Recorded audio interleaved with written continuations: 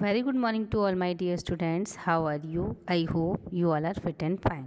Today in this video I am going to start your chapter 14 poem My Shadow. Shadow means perchine. In this poem, child's curiosity and imagination about his own shadow shows. So first I will tell you about the summary of this poem. This poem is written by Robert Louis Stevenson. The poem revolves around a child and his shadow. He is fascinated by his own shadow that moves with him. The child starts noticing things about his shadow. He notices that it resembles him. Moreover, he also sees that the shadow does the same things as the child. For instance, when he gets in bed, the shadow does the same as well. Sometimes it gets into bed before the child can. However, some things still confuse the child. It is that the shadow keeps changing its size. Sometimes it grows very tall and other times it turns small. One day, the child decides to get up early. He notices dews on flowers, but the shadow is missing. Thus, he assumes that his shadow is so lazy that it is still sleeping in bed. This is the text of the poem. First, I will read the first stanza of this poem.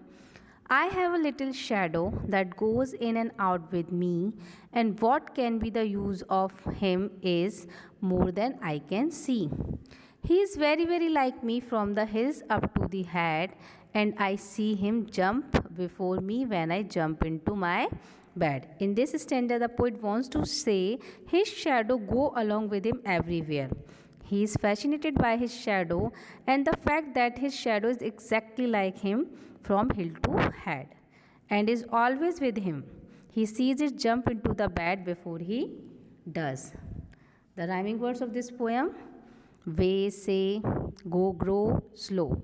Second stanza: the funniest thing about him is the way he likes to grow, not at all like proper children, which is always very slow. For he sometimes shoots up taller like an India rubber ball, and he sometimes gets so little that there's none of him at all.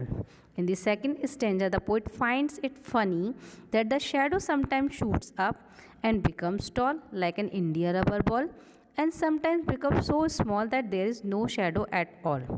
According to the poet, the shadow does not grow like proper children, who grow at a slower speed, or we can say pace. In the third stanza, he has not got a notion of how children ought to play and can only make a fool of me in every sort of way. He stays so close behind me, he is a coward, you can see. I had things same to stick to nursery as that shadow sticks to me. In this stanza, he thinks of the shadow like just another person and hence compares it with the activities and nature of any other child that he knows. He says that the shadow always follows him, does exact body movement like the child does. He finds his shadow a little cowardly in nature, as he wouldn't leave his side and play with the other children. Instead, he will keep following him everywhere. The last stanza: one morning very early before the sun I was up, I rose and found the shining dew on every buttercup.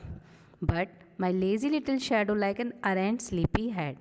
In the last stanza, he said, one morning the poet gets up even before the sun is up and notices that his shadow has not followed him and has stayed behind, fast asleep in his bed. It is all given in this poem, students. In the homework, read the poem, learn rhyming words, learn question answers.